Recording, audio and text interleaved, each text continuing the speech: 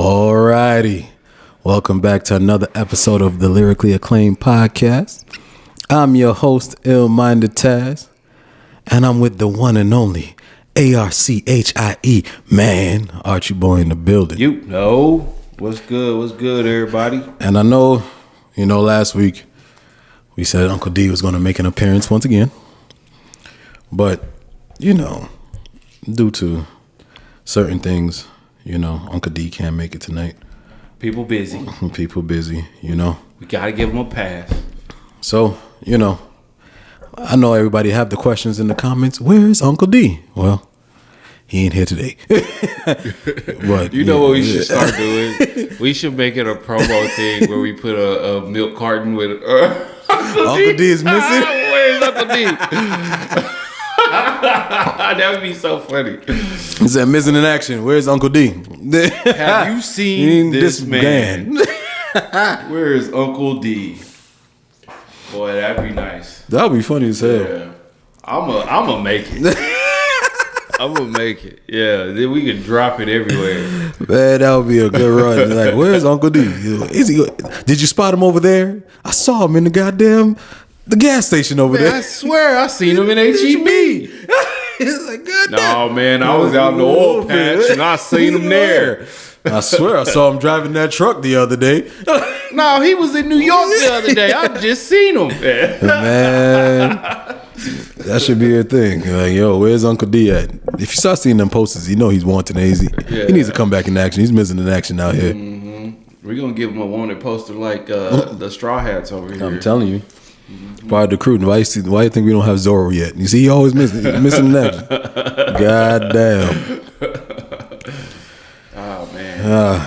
So how you been this week, bro? Man, it's been a chill week. I ain't gonna lie to you. I know I've been missing in action myself. You're damn right you have. You damn right. You're damn freaking right. Man, been gone. Man, went and took a little hiatus out of work and actually like, well, shit. Man, gone. Feel like you had a man down. Yeah. Oh, yeah. Nah, but it's been cool, though. Been chill. For me personally, just stepping into the role made me realize, like, talking to these new guys or whatever, make me feel good. And just talking to them, getting to know them a little bit, because if anything, they'll be pretty much they'll be your crew. My crew. Yeah. So getting to know who's the new up and comers in the crew made it feel good. Getting to know them a little bit more, and hopefully they're ready. What's about to happen next? Like, everything is words until you actions put behind it. So let's see what happens come Monday morning. You feel me? Did it feel a little more real, your new position and all that? Well, it been feel real because once I started doing inventory, it felt real for me already. You said, wait a minute. So once you start making, these little charts to invent and start realizing like, oh, I got to make sure everything is up and popping. I haven't really done the physical work yet because, I've been freaking lazy, as always. You heard that. Said boss man, tighten your ears. Well, yeah.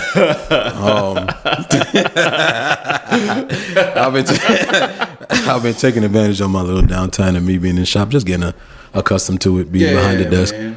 And really seeing things behind it and, scoping out what my game plan is. But besides that, coming in, like I said, when the guys coming in and having that conversation, presenting myself as, field supervisor and having them understand what the role is, it kind of makes it feel more real.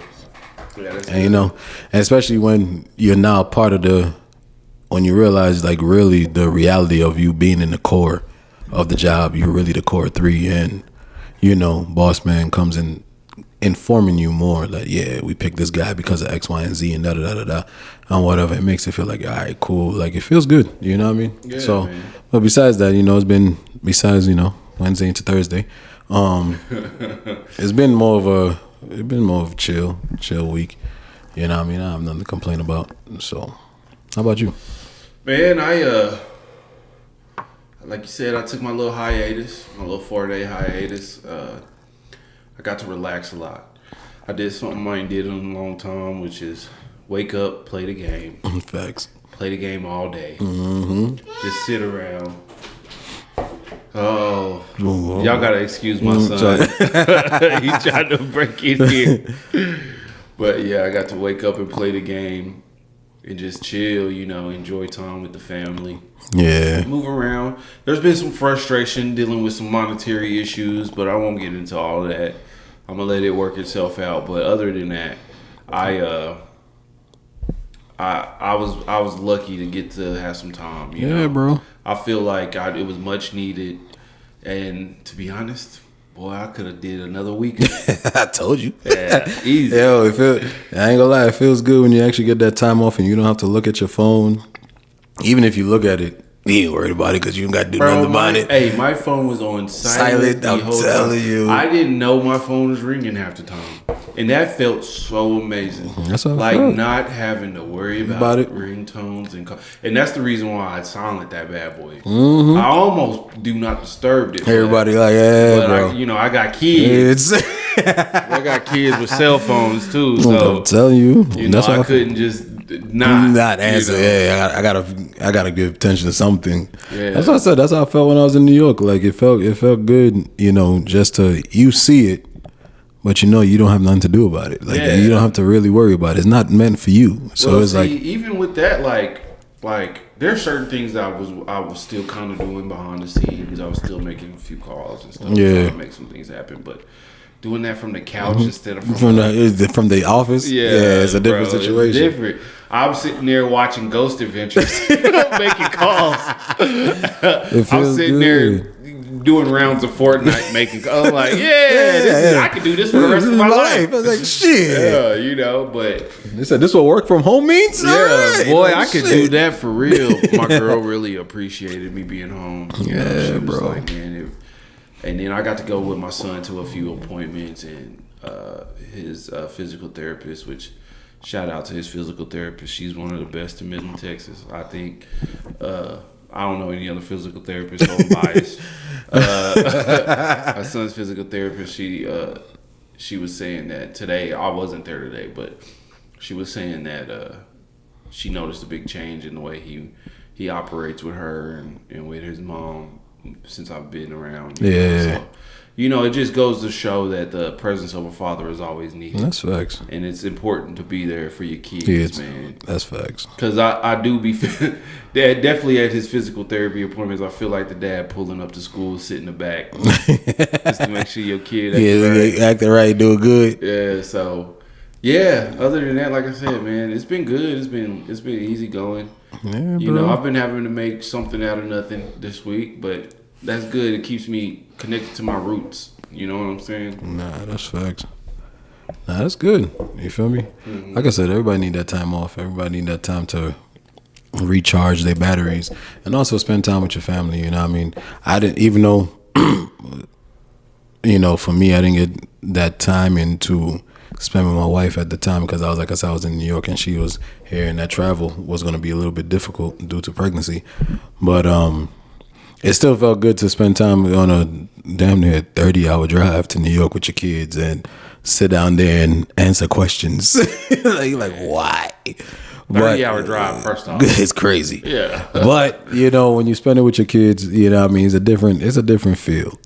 You know what I mean? When you really locked in and you got your oldest asking you a bunch of questions and you having just these conversations that is not, I ain't gonna say it's outlandish, but it's just intriguing conversations, between us and whatever, just having that moment together or whatever the case may be. So I will cherish those moments all the time, you feel me? And I feel everybody should when it comes down to their kids. Cherish all the moments that you got, especially when they're younger. Yeah, like, you know what? My bad, bro. You good. No, I was saying, just like I said, for anybody, just cherish them. You feel me? Because they really appreciate it. No matter, for me, like how it could be sometimes they get annoying or they get on your nerves or they're doing things that they're not supposed to. But they always have them moments where you sit down there and you just realize, shit, these are my kids, and the way they work and the way they operate, they just, makes you function and makes you be proud to be a father. In my aspect, be proud to be a father. And how they just see them grow and how they go throughout life being their own individual selves type shit. Yeah, man. That's one thing I do appreciate about the time off that I took, man. I got to pick up my kids, and be around them a lot more, and actually my son My son waking up and seeing me still here, boy, made his day. Hey, hell yeah. He's at that age where he wants to copy and do everything his daddy do, which I love it. It tickles me to my soul. And my daughter, man, being able to just let her fall asleep on my chest and take a nap. Yeah. You know, and in the middle of the day, you know what I mean? It felt good to be present. Yeah, and bro. It felt good to be just. It locked me in, like, man, this is what I do it for. Yeah, you bro. know what I'm saying? And it all makes sense in those moments. That's to say, these are the moments. I always say these are the moments we live for. Mm-hmm. I ain't gonna lie. Sometimes it's not for yourself, it's but for them. You know what I mean? Because it goes back to, we ain't gonna go all the way back, but to that infinite episode 5. You know what I mean? A lot of y'all don't know what y'all missing out on, and I ain't gonna lie to y'all. And that's all I'm gonna say. A lot of y'all fathers that's not there don't know what y'all missing out on, because these precious times you can't get. If you're missing in action, you will never get them back, because at the time you get to them, is more of a lot of resentment and questions that you really shouldn't be having to answer. You know what I mean? So once they're younger, like I said, I enjoy all of these moments, and there's going to be a new edition for me to start over again and do this all over again. The last one for me, my son, and you know, this is the last one. I don't know, you could go ahead and continue. I'm good. I got the perfect balance. You feel me? Yeah, so I got the perfect balance. I ain't interrupting that. So with this one being my last, you know what I mean, I'm same thing like I did with Always. Cherish everything that as to watch him grow and be his own individual self. Even though he's gonna be named after me, I'm gonna see him grow into who he is. You know what I mean? And I'll love every moment of it. Yeah, man. Oh, and with that, before we move on any further, we want to thank everybody who likes and subscribes and comments and shares the podcast. Y'all keep us going. Shout out to all the lyricists out there. Shout y'all out. Yeah, there wouldn't be no us without y'all, to be honest. That's for sure. So, like we always say, like and subscribe, share it. You know what I mean? Keep tuning in. You know what I mean? We going to always do what we always do. We going to drink and have a good conversation every night. With Uncle D or without Uncle D. Uncle D here in spirit. We might need to just put a cup there. We need to put a black bear right here. Yeah. Go like, yep, he's here. That would be funny as hell. I'm a buy a stuffed black bear now. We got to, you know what I mean? Uncle D got to be here. Glasses and everything. No, I'm telling you. Put a button down on him. Yo, Uncle D, we love you, man. And yo, bro. You know when you come back, it's all gonna be fun. You know how it is, how we do it. Mm-hmm. So, hold on real quick. Okay. Oh yeah, we gonna bust it out at the beginning. So as y'all know, we're starting a new segment called This or That, and where we ask a question. Pretty much every week we're gonna ask a question, and we want y'all to explain yourself. We want y'all to choose and also explain why y'all choose your answers. So for this one here, our this or that question. So for this week's this and that question, it was, would you rather hold on. Sorry guys. This was this week's question. And it was, would you rather take the blame for a serious crime your best friend committed and face 15 years in prison, or turn them in knowing that they will get life in prison, but you walk free? So let me ask you, Archie, before we go into the comments, what would you do? So I did a lot of thinking about this, and let me sit up. I did a lot of thinking about this, and I was like, man, I got a lot of homies that I consider close. You know, for me, mm-hmm. I don't really call when you get the best friend level with me, you more like family, because you a part of the fold at that point, right? I don't let too many people get that close. So I was sitting there thinking like,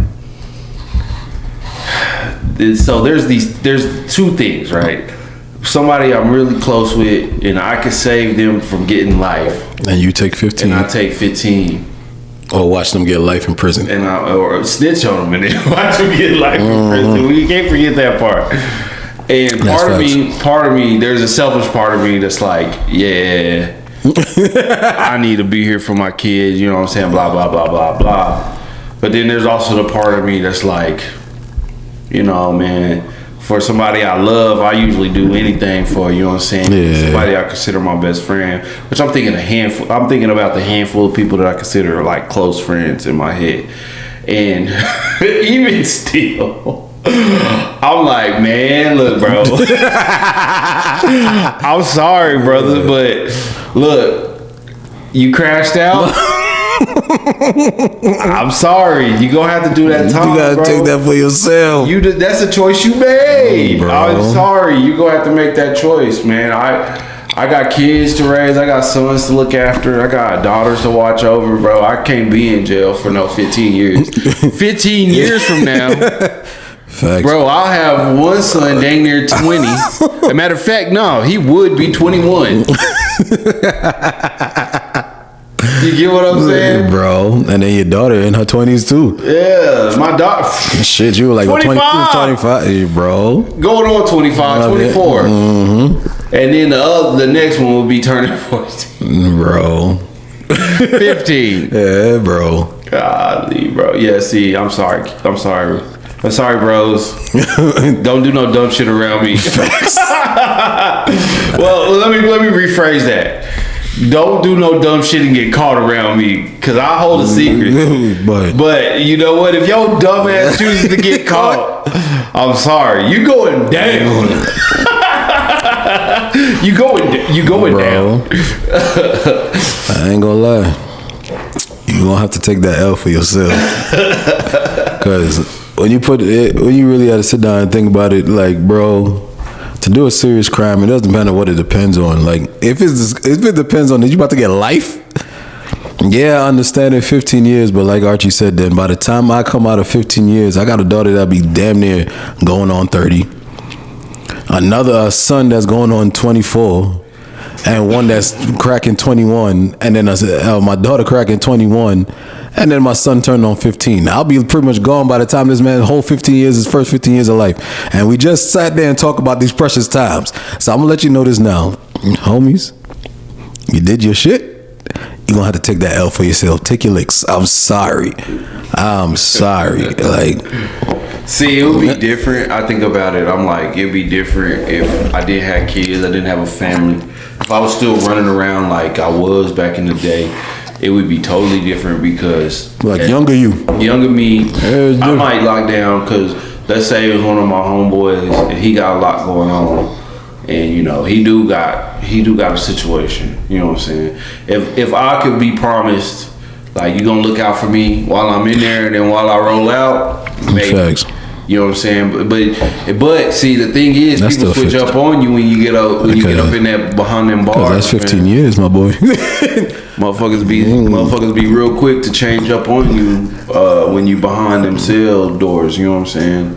So like, that's another thing I took in, because like maybe the first year or two, your homeboy would visit you, send you some money. But year 10, you sitting there by yourself.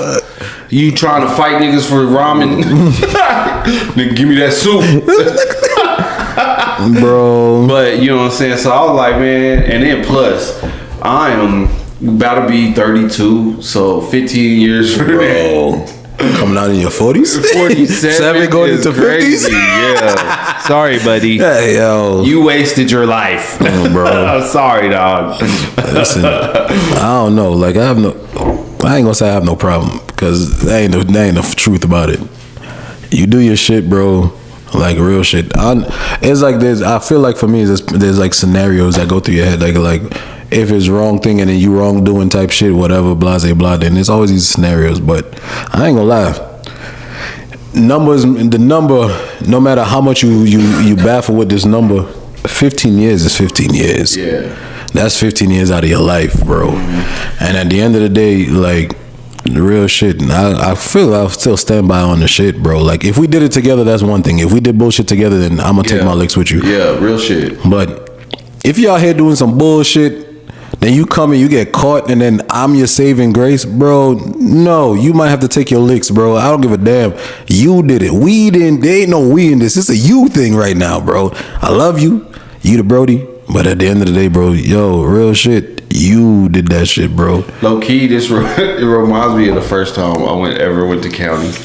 I I was hanging with my homies, you know what I'm saying? I was younger. I had just turned 17 too. So like, once you turn 17, county is the place you go. There is no more juvenile detention. So my homeboy, we was in a car. We was doing we were smoking and you know, passing that thing around. But bro had a Caprice. It was orange and blue.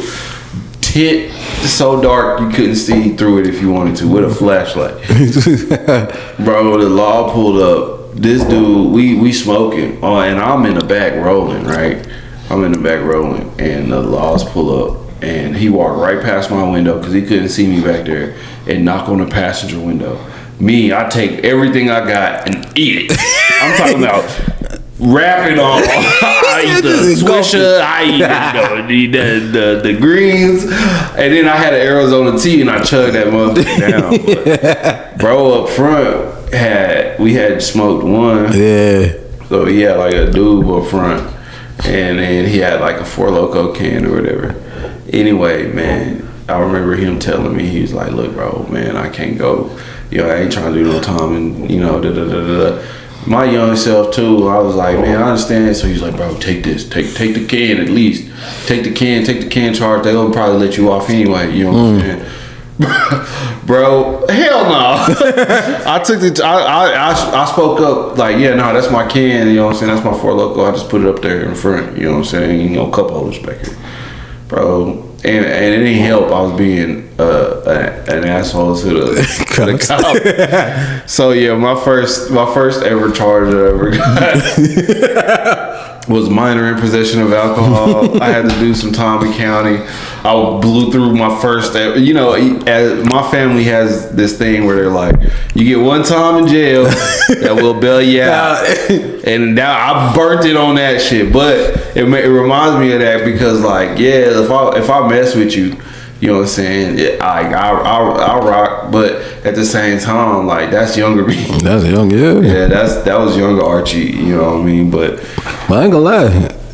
What you got? What, a few? How long?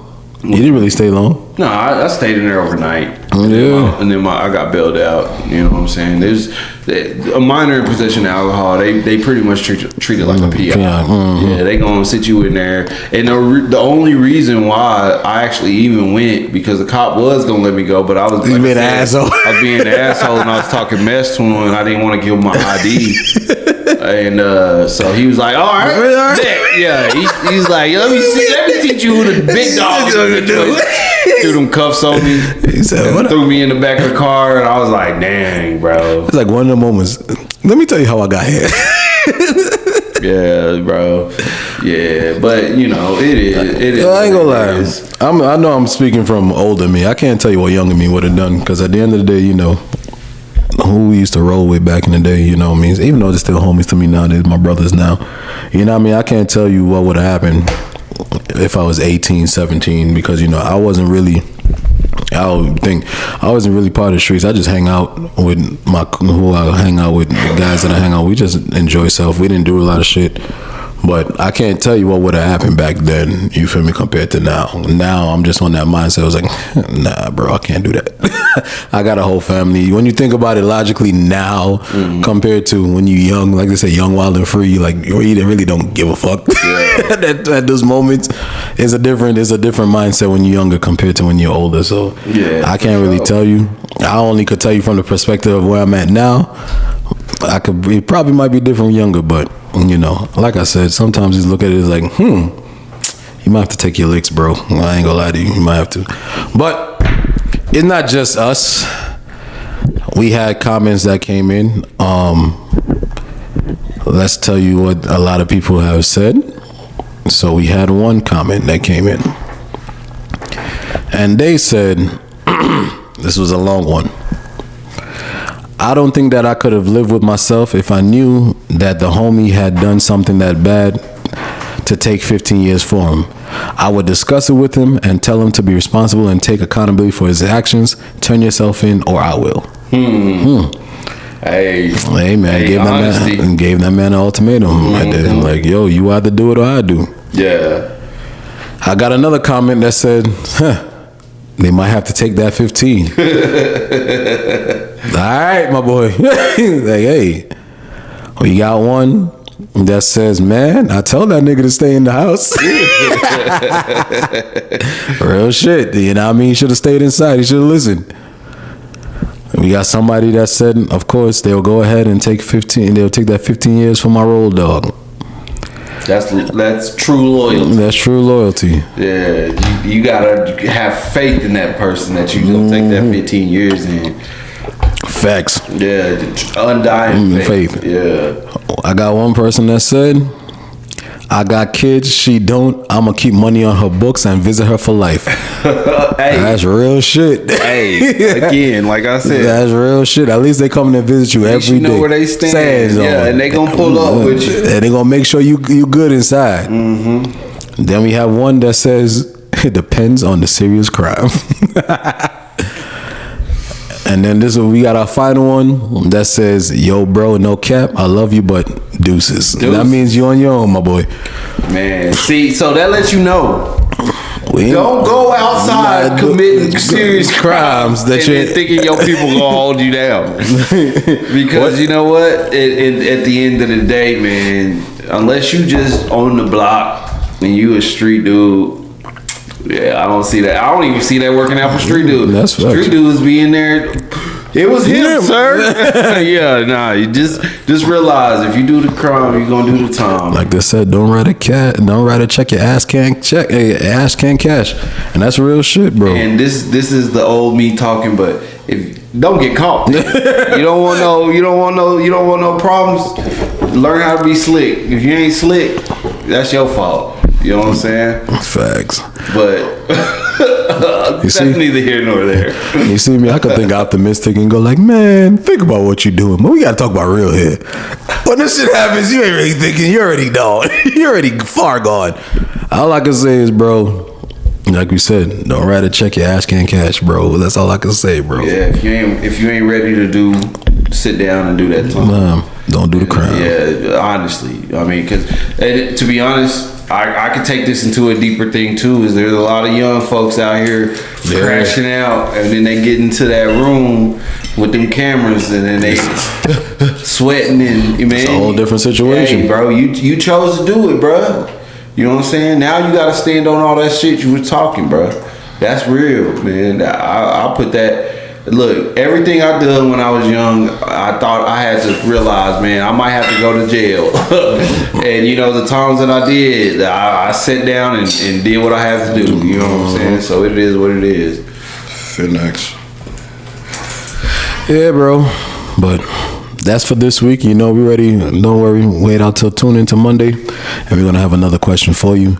Yeah. Like I said, tap in with us. Tap in with your boys. Oh, we got a good one. We got a good one for y'all next week. We just going to keep up in the ante. Mm-hmm. I hope y'all know that. Just get ready. Just be prepared. There might be some real wild questions in here. And it ain't always going to be about crime. Trust and believe. They're going to have relationship questions. We're going to have outlandish questions. Hell, you might have to do things for money. What you would do. You know what I mean? Like I said, you don't know where we go with this. This is a part of this or that we want y'all to interact with us.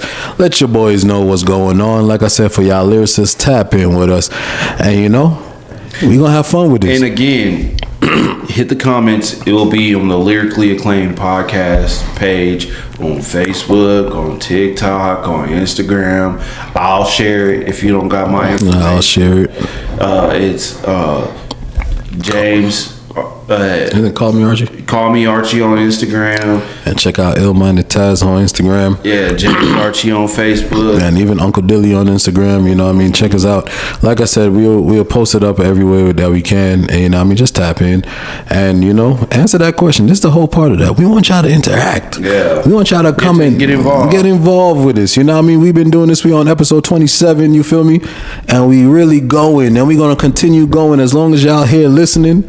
We gonna continue going and going and going. And you know what we about to do, you feel me? So tap in with your boys and let us know how y'all feel and let us know what it is. You feel me? All right. So now that we got that out of the way. Yes, sir. We listened to Let God Sort Them Out before we started this podcast. Oh, that Clips album. Yeah. Now I think it's time we give our opinion on it and say what we feel, because at the end of the day, it's hip hop been sleepy here this year. I don't know if you noticed that. It's been quiet. We ain't even had no summer hit. Yeah, it's been quiet. There ain't been no summer hit this year, bro. It's been quiet, bro. To me, we still. It's crazy to say that. To me, we still getting a lot of the fall off from the Drake situation, Drake and Kendrick, which is crazy because at the end of the day, it's like me personally, how I'm looking at this. This is one of the biggest rap beefs you could say of all time. Yeah. Because at the end of the day, it's not only when it happened, it's the side effects that happened after.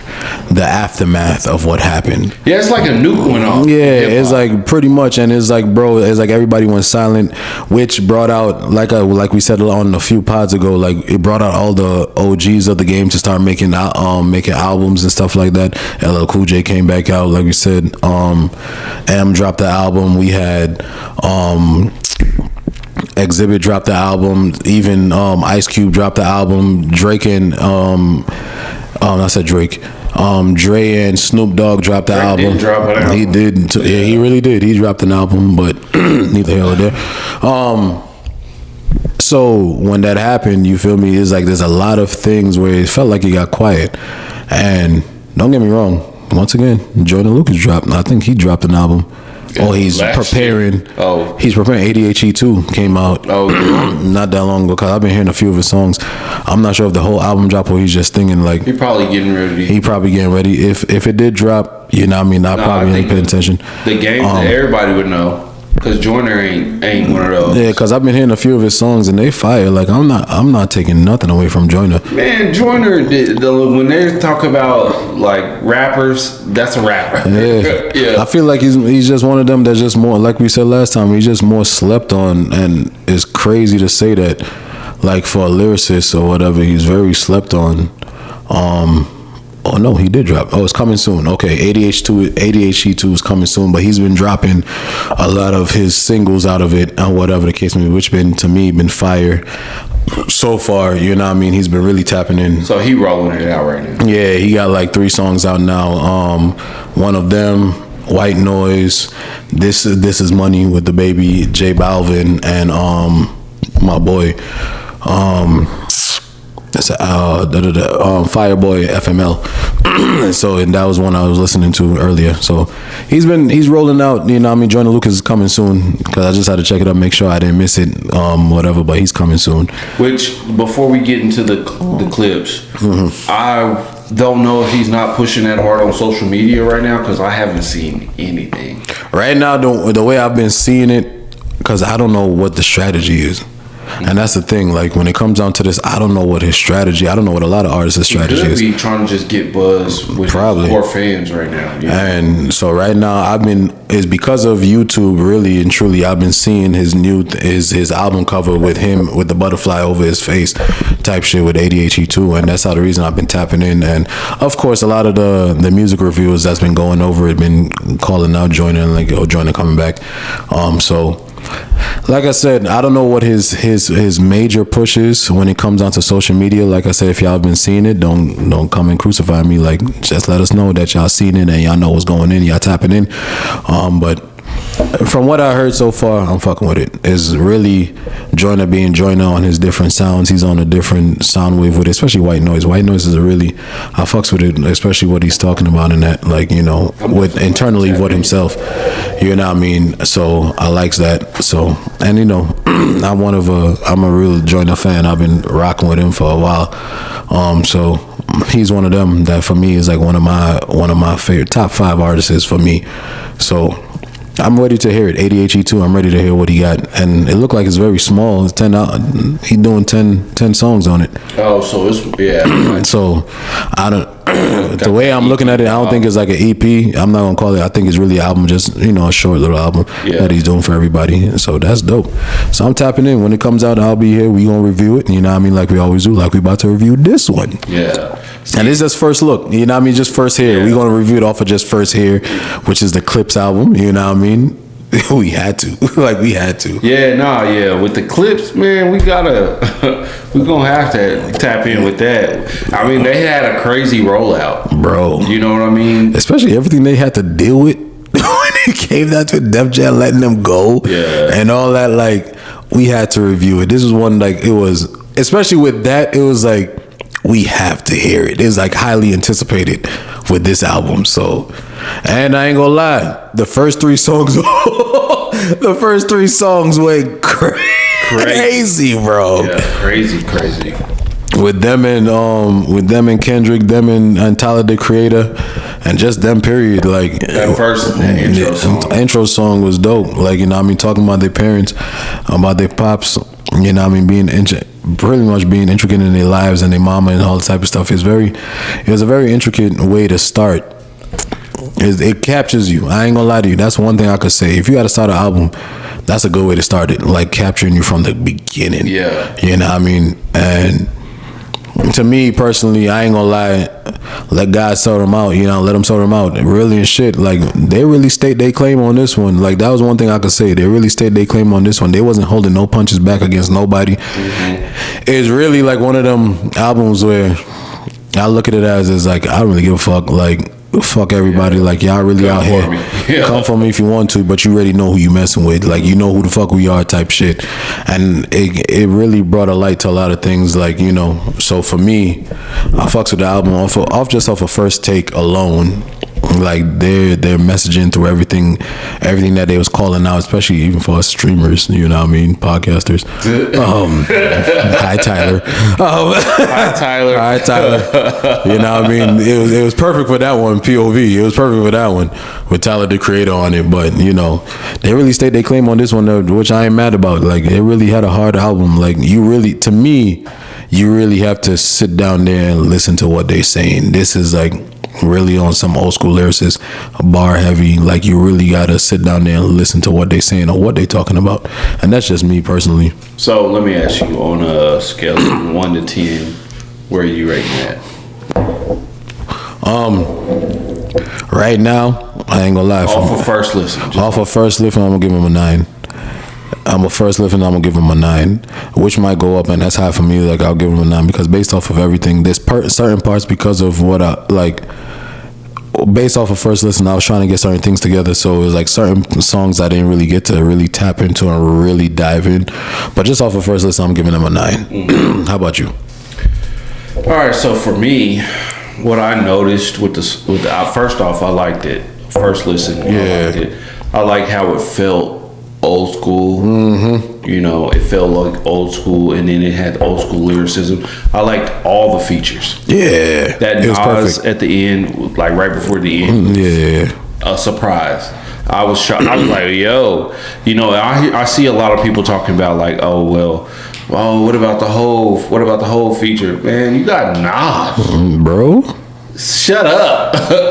Beat selection. Yeah, it was crazy. Amazing. Whoever produced this project, which I think was Pharrell. Yeah, I think Pharrell is just showing how he is the GOAT. Yo. Pharrell, and then the subtle Pharrell all throughout the album. Also, I feel like musically, because it felt like, you remember when what's that album? The group that Kanye had. It had Pusha T and them on it. Big Sean. It was good music. I felt back in the good music era. Times. Yeah, the beat selection, the way things worked out. It felt very good music, but I also felt like they were also being like, we don't need you, Kanye, to make this type of music. Because that last song felt very Kanye-ish, but it also shows that, like, Pusha wrote for Kanye. You know what I'm saying? Like, bro, like, you can't get over that hill. You know what I'm saying? So, like, off of first listen with lyrics, beat selection, and even features and total vibe. What you got? I give it a solid 8.5 because I just need to listen to it again. I want to get into it again. One thing I will say about the Clips is they are a lot like Griselda when it comes to the no voice shit. Yeah. They gonna make sure you know about they something. And like for me as an artist and then also as a consumer, I'm like, man, you know, that's perfectly fine and dandy, but like, give me something. Yeah. Give me something a little bit more than that. Let me see how you've grown, because I've also heard this from you before, you know. That's true. And that's just me, right? I'm a nobody out in West Texas, you know what I'm saying? But at the end of the day, I still think it's a solid project. It's a solid, bro. Yeah, I can definitely. That shit's getting added to the playlist. Yeah, I ain't gonna lie. Sorry to cut you. Like, I feel like, especially that first one. Like, I think that first. I'm not, like I said, I ain't gonna mention names of the song because I really gotta go back into it and really tap in a little bit more. No, yeah, that first track was hard. Like the storytelling of that one, of the presence of, pretty much the presence of your parents. Let me put it like that. Mm-hmm. And I know it was taken from the presence of your father on the mother side and on the other side of it, but I was like, that's what really gravitated me to this whole situation. It's like the way they came into it.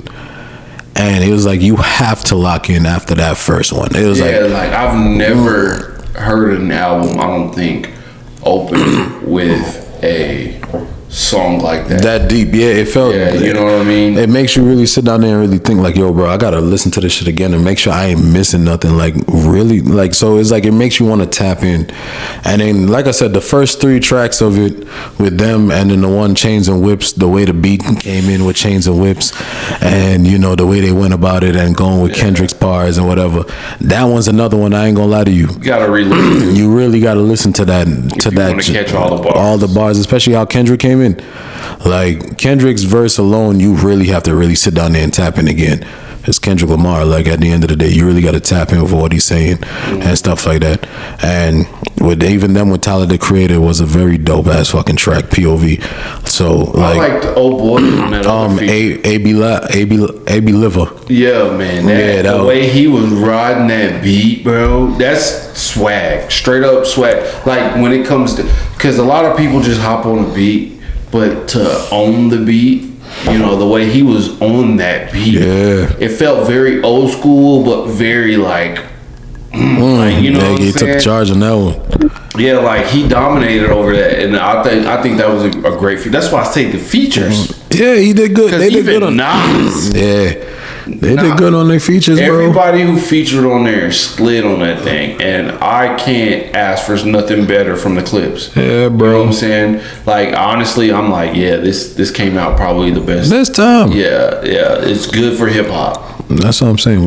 So since we knocking that, let's go back there. Let's talk about Drake's release. Oh, okay. What did I miss? What do you think about that one?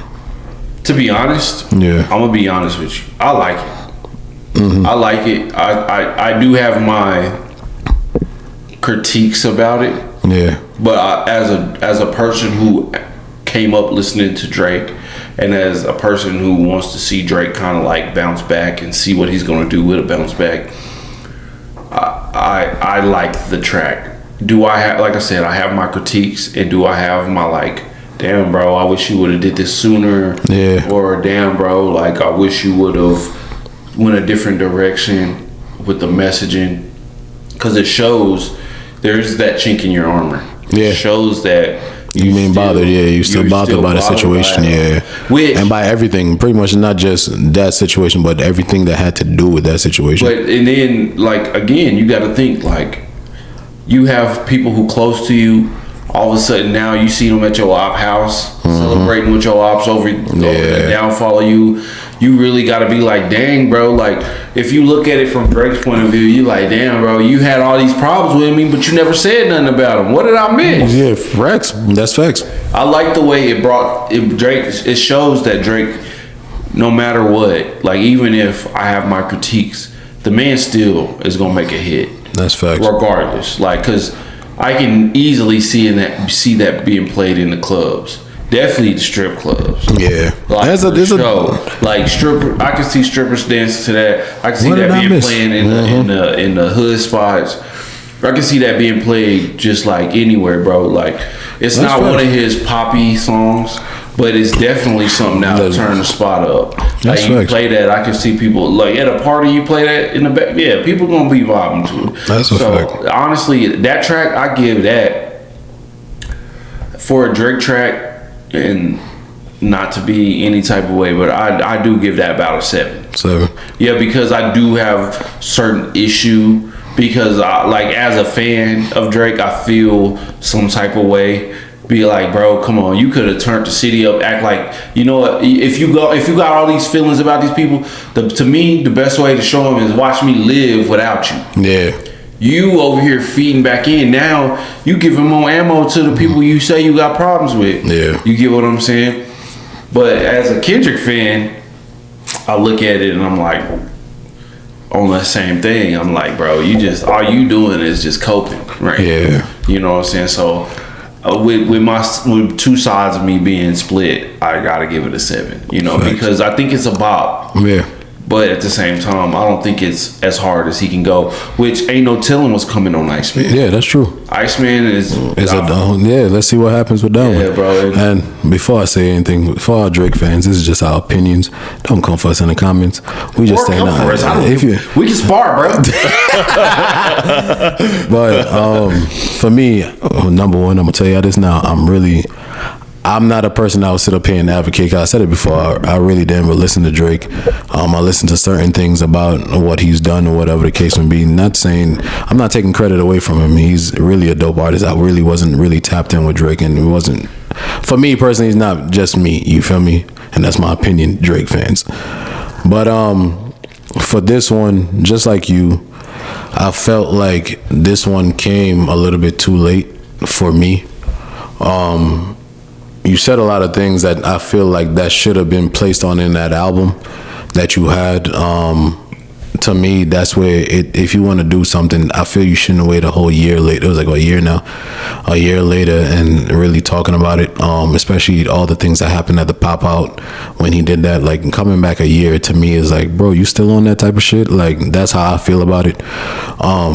But it's a dope track. Like don't get me wrong, it's a dope track. I'm not mad at it or whatever the case may be. I just feel like is the timing for when you released this track compared to what came out before this, it was really, you should have dropped this before. Yep. But like we said, I don't know what's coming on the Iceman album.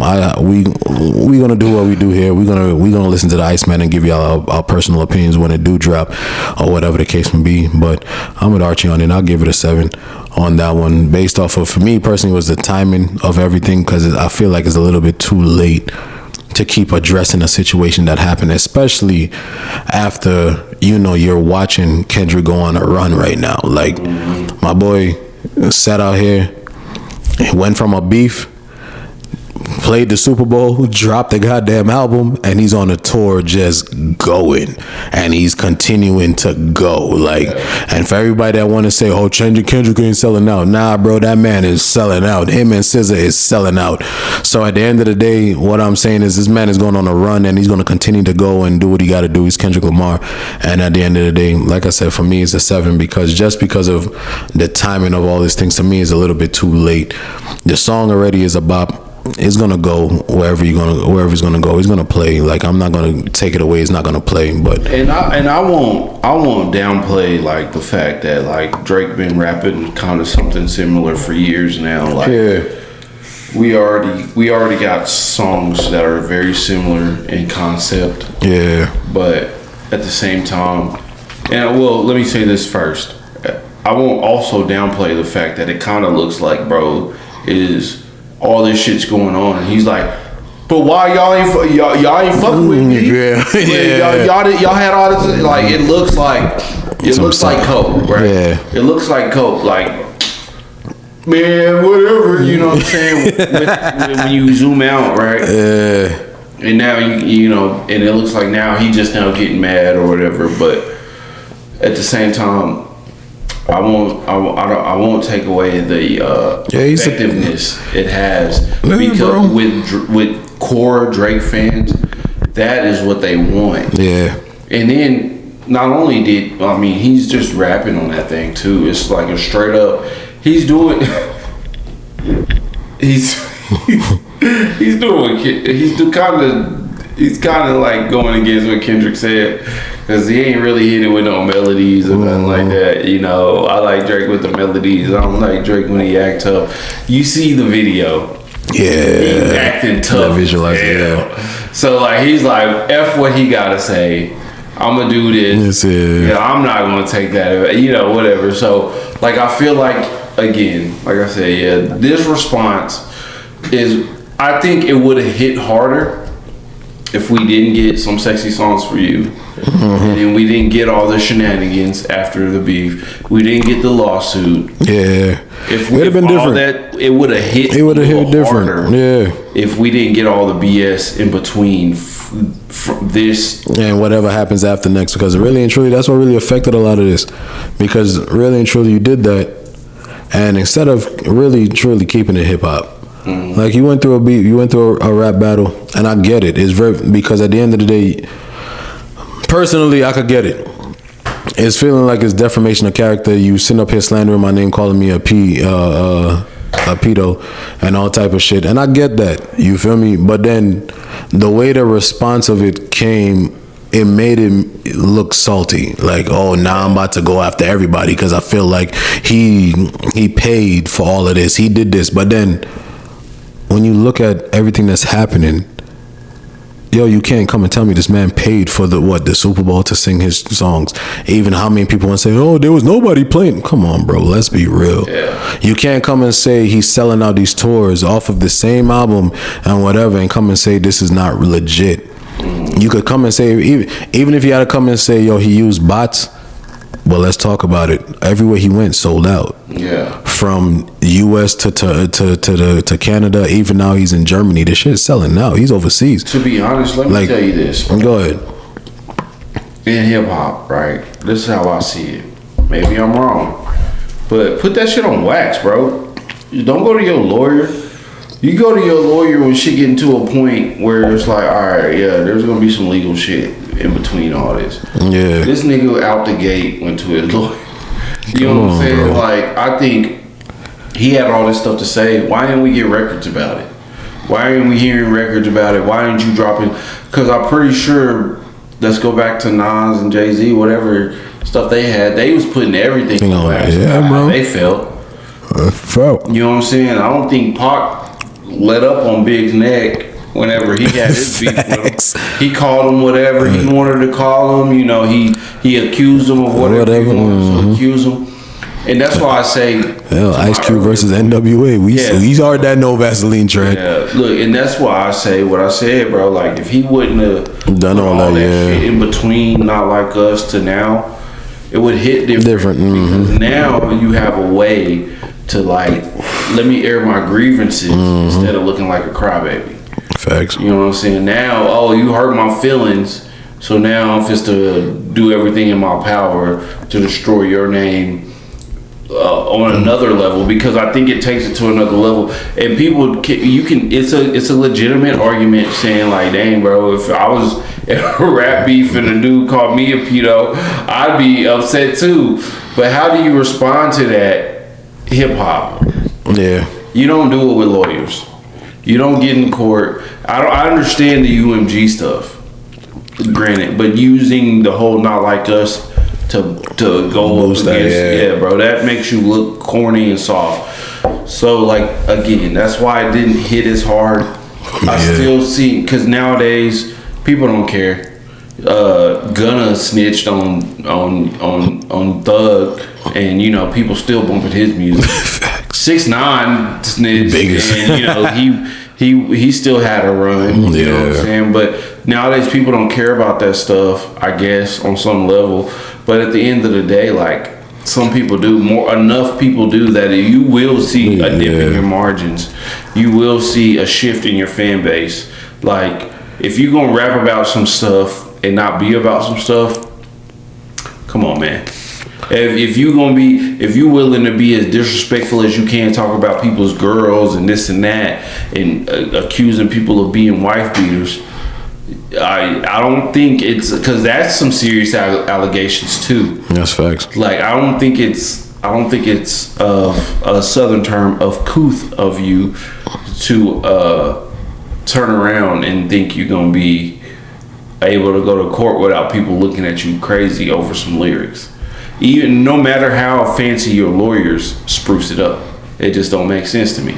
Yeah. You know, but you know, again, Drake is Drake. He's gonna move how he move. I hope this Iceman go hard. I really am. He really needs it right now. Like I said, we gonna don't take what we said for just this track versus the whole album. Yeah. Because at the end of the day, I want y'all to understand, like when it comes down to, like we did with the Clips album and everything like that, we're gonna sit down there and listen to it and give y'all our honest opinions of it, even if it's first take.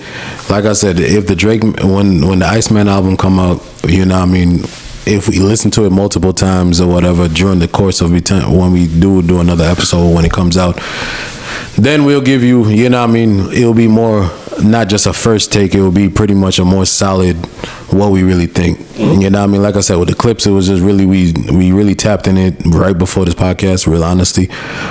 So we gave y'all our first take opinion. That's why I gave it a 9 for me. Because to me, the whole album went hard, based off of the beats, the lyricists, or what they was talking about and everything. The concept of the whole situation went hard for me, you know what I mean? But like I said, with me, I'm one of them. I will tap in with them even more just to really see if I missed anything and whatever the case may be. And we're gonna do it for Joyner Lucas ADHE too. You know what I mean? We're gonna do it for Drake's Iceman. I know we haven't done it before for a lot of them, but ones that we did tap in for, we always tell y'all our honest opinions about it. Yeah. We always let y'all know when we tapped in with what we listened to, because like we said, even on the last one, there's a lot of people that I realized that people didn't listen to, you know what I mean? Like we said last time, like for me, one of them was really Earth Gang's album last year. That shit was fire. Like I really tapped into them, and it was really something different for me and stuff like that, especially how they went about it. So Earth Gang's album last year was fire. You know what I mean? And that's what we do here. Yeah, I want y'all to understand that that's what we do here. We're going to talk music, we're going to talk personal, or whatever the case may be. This is just our opinions. I don't want y'all to think that this is facts. This is just our opinions when we state shit. You feel me? And that's what we like to do. I want y'all to really understand, lyricists. This is what we like to do. We like to just state our opinions on things, let y'all know, and I want y'all to formulate your own opinions like y'all have been doing in the comments. Shout out to everybody that's been commenting on our TikToks and stuff like that. This is what we like to do. We stir up the conversation for y'all to have a conversation. You know what I mean? We want everybody to have a conversation about it so that we could tap in with y'all and see y'all opinions, hear y'all opinions, and go from there. And that's what we about. You know what I mean? This is what Lyrically Acclaimed is about. Yeah. You feel me? And that's how we do it. You feel me? And you know, with that, I really feel like it's kind of time for us to get into the meat and potatoes. What's up? Of our conversation, man. So, yes, sir. All right, so locally, or I guess you could say locally, in our little circuit down here, we had Davies show up at Diamond Little's. Hell yeah! Shout out to Diamond Little's. Trouble Low. Yeah, Davies show up at Diamond Little's, and it seemed like he didn't get a big pull from his crowd, and it was, I mean, hell, you would think it was a local show. That's what's being reported. I don't know how real it was. We wasn't there. We didn't get a chance to be there. And then you had, what's his name? OMB Peasy. OMB Peasy. I had to look him up, but you see the videos of his show, and it was lit. Packed full. Gills. I'm talking about. Brother in the video is standing on the speaker, and they postponed it. From what I looked earlier, it looked like they postponed it. They pushed it back, and for it to be packed, you know what I mean. I can't tell you, because like I said, I don't know who RBPZ is. I ain't tapped in. There's most likely a younger crowd, but you know what I mean. I ain't trying to sound like Unc, but you know what I mean. I ain't really tapped in, so. But see, and what I'm thinking, right, is like. So OMB Peasy, he was able to pack that thing out, right? Davies, big on the East Coast. But I don't know what OMB Peasy did to promote out in Hobbs and at Diamond Little's. I don't know if he made videos and got his people hype up or whatever. But I don't know. But from sources, we know we kind of hear like Dave East didn't, you know what I'm saying? But it goes to show, like, just because you big one sector in one area and you known for this, don't mean it translates all across the country. That's facts. And for me, I look at it, I like to learn from other people's mistakes. Yeah. And that lets me know, like, I gotta put in work everywhere. You know what I'm saying? I can't slow down just because I'm hot over here and I can pull a crowd over here. That don't mean it lets me know my work ain't done. Yeah. Even with, like, right, let's say all the shows me and you done so far, right? We hit a stage, definitely at Diamond Littles was where we gotten the craziest love from. Yeah, that's facts. We hit a stage, people end up on the dance floor messing with our sound. But you know what? We're still fan farming. You know what I'm saying? But to get to that mind state where you think I'm bigger than the group, you know what I'm saying? I'm bigger than this, and then get outshined by an artist that most people know. Yeah, but the youngins, just true. It's crazy. It's like, man, you can't think your ego has to be wildly absurd. And not saying that Dave East was thinking this way. He could have just been like, yo, I booked this date, I'm getting paid for it, let me just show up for it. Yeah. It is what it is, right? But it also could be, I booked this date, let me pay for it. This little ass town, Hobbs, man, I ain't really gonna do much. I'm gonna go get my money and I'm gonna burn out. You know what I'm saying? Type of ego type stuff, you know what I'm saying? I just feel like, man, with a lot of these rappers, man, your ego gets bruised. And let me put it, I guess, in a better perspective, right? Is like a lot of us who are traditional hip hop, who flow a certain way, who lyrical or whatever, we think we should just get the love off of muscle, off of strength, off of just what we do. And we're not doing the work on the back end. Yeah. Not going out promoting, not going out making sure that each fan knows that I'm gonna be there. Because I'm pretty sure Dave East probably has fans in Hobbs. Yeah. But did they know he was gonna be there? I'm pretty sure, like, from that crowd, OMB Peasy, his fans knew he was gonna be there, right? You know what I'm saying? So, like, at the end of the day, I think the conversation needs to be had about ego in hip hop, and like the way that a person can think just because I do this really well and I do it well over here, it translates to over here, man. Because like at the end of the day, like, bruh, what work have you done here? You know what I'm saying? So for me, like, shout out to Dave East. He's a really dope artist. Number one, I would say promo wise, like for me, because like doing a little research, I haven't been to both shows. Based off of what we saw on both shows, you could tell there was a difference between the Dave East show that happened pretty much in May. Mad, I'm still missed it. Like, you know what I mean? It's around my birthday time, like the 22nd of May, versus OMB Peasy that happened technically last night. Yeah, it's technically the June or July 10th or whatever the case was last night. The thing about it is how I look at it as, number one, you need to know your crowd or where you going at. That's number one. And number two is something I always said too, for like what we do here. Even if it's one person versus 100 people, perform like your ass off. And I get it. There's money involved in this one because at the end of the day, we are up and coming artists. So our mindset might be different because we are on the grind versus he made a name for himself, a staple. Where the fact that you call Dave East's name a lot of places, people know who he is. You know what I mean? He played Method Man in the Wu-Tang series and all that. Like, you know, he's one of them. Like, you know what I mean? But you also got to know where your crowd is. You also got to know when you stepping into this place that sometimes it may not be what you think. You feel me? But still perform the way you perform.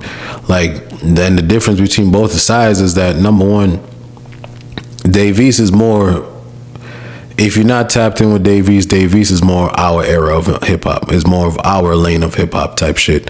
You feel me? Because he is an older I think he's older than us by a little, or whatever the case may be. So he's more of our lane. This will be more of our from 30 years, 40 years up, or whatever. Lyricist wise, he's very dope on that shit, conscious, and more street shit or whatever on that aspect. Versus OMG Peasy, which I really don't know, but it could be towards a younger crowd, a more hyper crowd. You know what I mean? And that's where that could have packed the place out.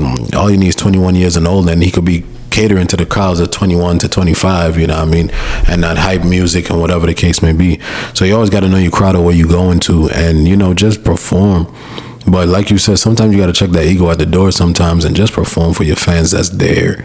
You feel me? Because at the end of the day, your name could go so far, especially how I like to put it, because this is something that me and Uncle D talked about off camera, where it's like, yeah, you have a name, like you said, you may have a name in the East and probably have a name in Cali. I'm not going to say you don't have this name because it's Dave East. Like, I'm not going to say you don't have a name for yourself, but this was like saying, what happens if you book Busta Rhymes down here? It's gonna sell out. You feel me? If you had, like, when you talk about the names, right? Yeah. You feel me? It's like that. You're like, Busta gonna sell. You tell me Busta Rhymes coming down here, Diamond Lil's probably can't even pack the shit out. People gonna be standing outside in the parking lot, in the street, because they still trying to get in, get into the shit. Yeah, you feel me? And like I said, not taking away from who you are, but there's really that shit where the fact that our egos get to the point of us where the fact of the matter is we expect certain things from other places, even in small towns. You can't always expect that. You can't always expect just because this ain't, like I said, this ain't Brooklyn, this ain't Harlem, this ain't, this ain't the Bronx, this ain't Queens, where the fact that you say Dave East about to perform and you about to show up and you about to get a packed crowd from the stage all the way back to the fucking door and probably people still trying to get in. You feel me? When you come down here, it's different. You feel me? It's a different vibe down here. And not saying that nobody knows you down here, because I'm not, when you tapped in, you tapped in. You gonna know who Dave is. Mm-hmm. But you might not have that same, especially when it comes down to a younger crowd. OMB Peasy probably got it because he have a younger crowd. People that, like I said, that is 18, 21, 25, in that kind of pocket where he will sell out, because once again, if it's 21 to come in, he might have that lane where 21 to 25, 27, they rocking it. You feel me? They coming in. And he just killing out the shows. But it also goes with promo too, because the thing, well, like I said with that, I've seen more promos just here recently. I've seen more promos when it came down to OMB Peasy, and I think he had even a video of him talking about the show and all type of shit, versus the Dave East. The Dave East thing came out when I watched on Shout Out to Trouble Oak. His thing, it was only 3, so I don't know what Dave East did, if he promoted the right way. I'm not saying that he didn't, but I don't know what he did because I didn't do all that extensive research to say that. But promo wise too is the same way. Like, if you don't promote yourself out there as an artist, that you come into these small towns or whatever the case may be to perform, you can't expect a big crowd just because somebody puts out, oh, you about to be here, and they probably do 3, 4, 5 promos of you leading up to it or whatever, even more. Like, it all goes with that and what you tapping into and all that. So, and plus is, once again, to me personally, Dave East is more like you could say like a really true, more underground. So if you're really not tapped into the underground sound too, like, you know what I mean? Let me think, because go ahead. I want to say this, right? There's, hip hop has grown so many roots, right? On this tree that we all love, that we call rap music, right? Facts.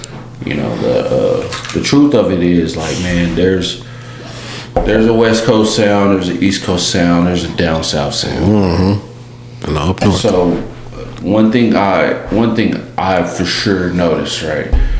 Me from being from Texas, like, most people in Texas know Southern rap.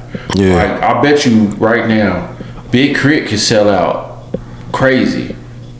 I mean, I don't know when Big Crit did a show last, but just because Big Crit is a Southern rapper and he's known in his region, people gonna pop out for it. That man got tracks, you know what I'm saying?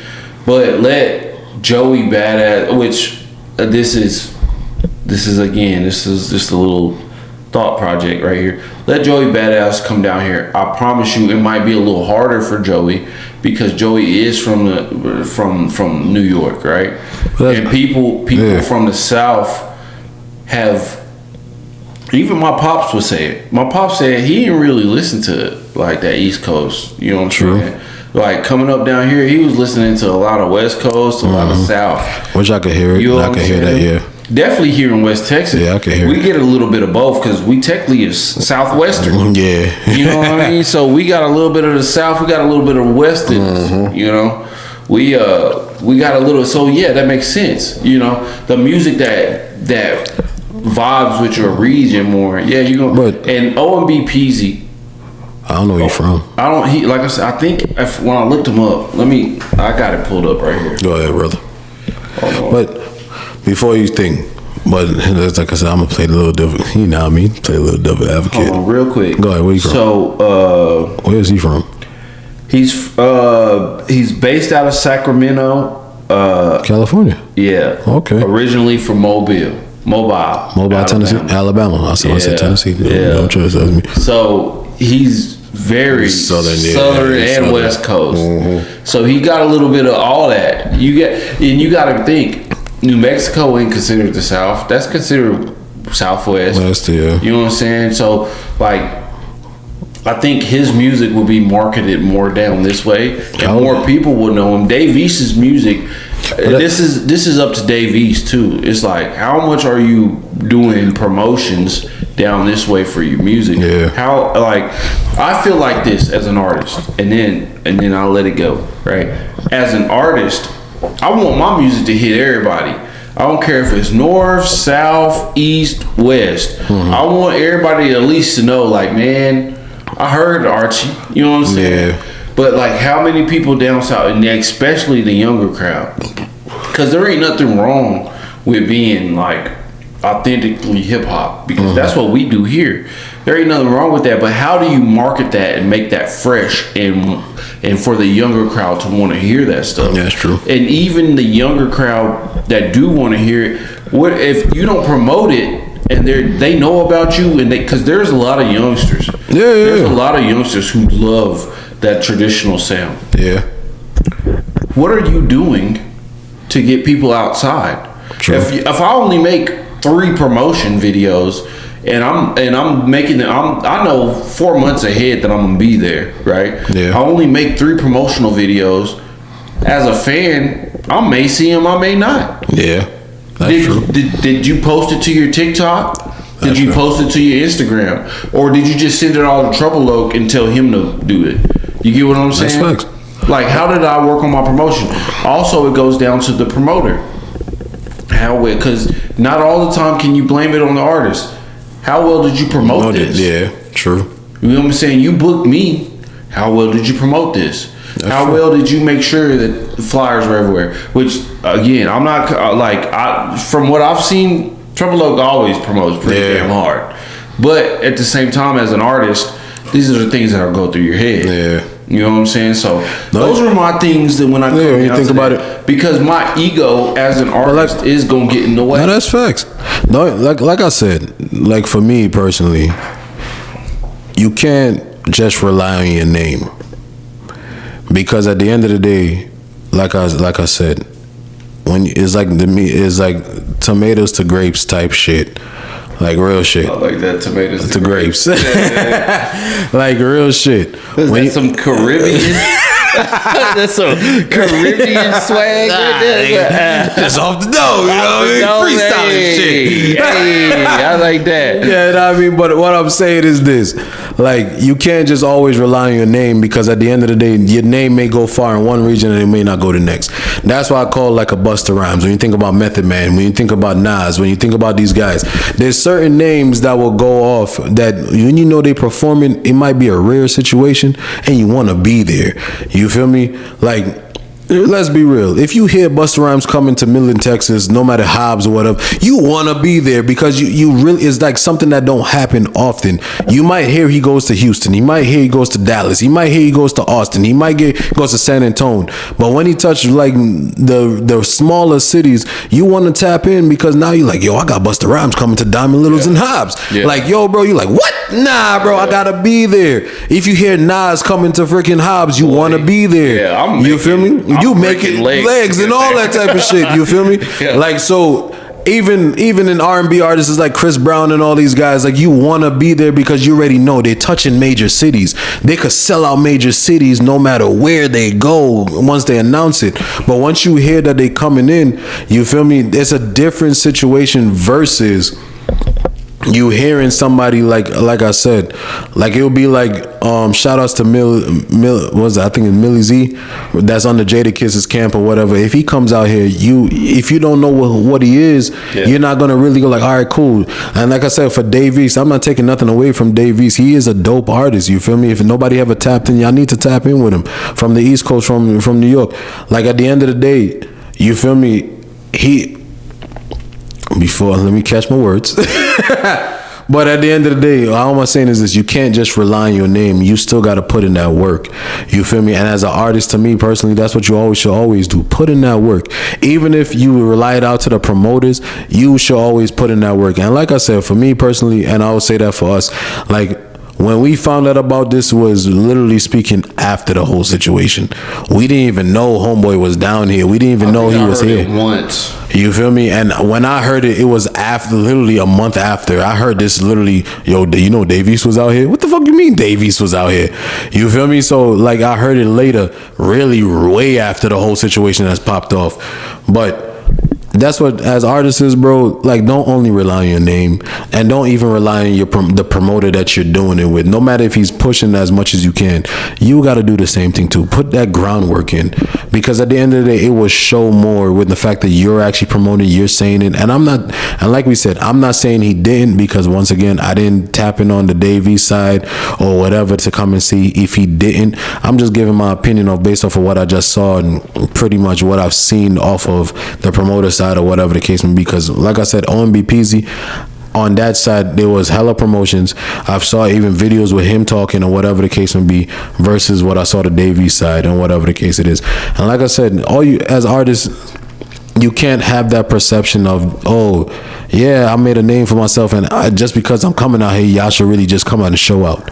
No, because like Archie said, just because you're popping in the East and probably popping in the West Coast, that don't mean you're popping in the South. That don't mean you're popping up North. You feel me? That don't mean that's what it is. You have to still put that groundwork in. You feel me? There's a difference, and like they said, there's levels to this shit. And that's real shit. And like I said, there's names that I called. Like I said, Busta Rhymes. Like I said, Nas, Eminem, Shell, LL Cool J, all these guys. If they come and say they about to do this, they gonna do this. And then when they come out, there is a difference when your name could carry and go like, hell, Lil Wayne is coming out here. Fuck, you wanna see it. Yeah. You feel me? You wanna come out there. You don't wanna miss it. Especially if it's just a one night only thing. You're gonna wanna know what's going on, because these names carry on a different level. You feel me? So that's all I can say on that. Like, yo, don't always rely on just your name. We are artists ourselves, and we just not relying on our name just to go forward. We got to put the work in. You feel me? We got to keep going ahead and grinding so we can see people come to our shows and really tap in. It was like, yo, I came here for Ill-Minded. I came here for Archie. I came here to see what they about to do. You feel me? Because, you know, I saw their little things and I can't miss it. And that's how it goes, bro. That's how you really build your fan base out here. And real talk, like, I'll put it like this, like, on Dave East's like side, maybe this is his way of trying to reach out to the South. True. Hitting little clubs, you know, doing a little this, doing a little that, hitting the little circuits around here, trying to get his name more recognized in the South. That's right. I can understand that. I can understand that if that's the route. You know, real hip hop travels. Hip hop music transcends. Yeah, bro. Music transcends genres anyway. Facts. Man, I was just listening to a country album today. Like, I heard this country album off of a podcast. Like, I heard the artist talking, and it made me want to go listen to it. Yeah. But at the same time, just like I said, I heard this country artist on a podcast. You know what I'm saying? Even when he wasn't promoting, he was promoting. Even when he wasn't trying, the first thing in his mind is he mentioned his album about 4 times in just the amount of the podcast hour. I didn't watch the full podcast. After like the 3rd time I heard him say it, you want to go listen to the album? To the album. Yeah, that streams for him. You get what I'm saying? It's about the way you posture yourself. Mm-hmm. So like when it comes down to this promoting, like again, we've talked about it multiple times. Yeah. It's got to get back, and I don't expect a guy like Dave East to do this, but you should have a street team. Yeah, should have a street team. Somebody should be making sure socials are taken care of, making sure if you the day before let's just say you land in the town the day before you want to peep the scene out, making sure people around at the mall, at the Walmart, whatever, are knowing like, hey man, Dave East's gonna be out here. You know what I'm saying? Making sure you got stuff going on so people know you're gonna be there, man. Facts. Because me at where I'm at with this music stuff, I'm trying to get people. I don't care, man. If somebody could tell me right now, I can look at my streams. I say I got 1 million streams on a song. That's just that don't mean that them streamers are not my fans. They aren't the people. They could have heard my stuff off of TikTok. They could have heard my whatever, right, off of Instagram. They could have just heard it one time and moved around. But what am I doing to cater to my fans, to make sure my fans know that I am there, my core base? Facts. That's the truth. If I'm not catering to my core base, then I'm just out here wishing on a star. I ain't gonna lie. The one thing I could say too sometimes with the artists is that the fact of the matter, sometimes when you do this, especially when you do small towns and small venues, make it more intimate, bro. Yeah. And that's real shit. Like, because we performed in Diamond Little multiple times, and we know the size of Diamond Little and whatever it is. Once again, I'll say it like this: it ain't stadium based.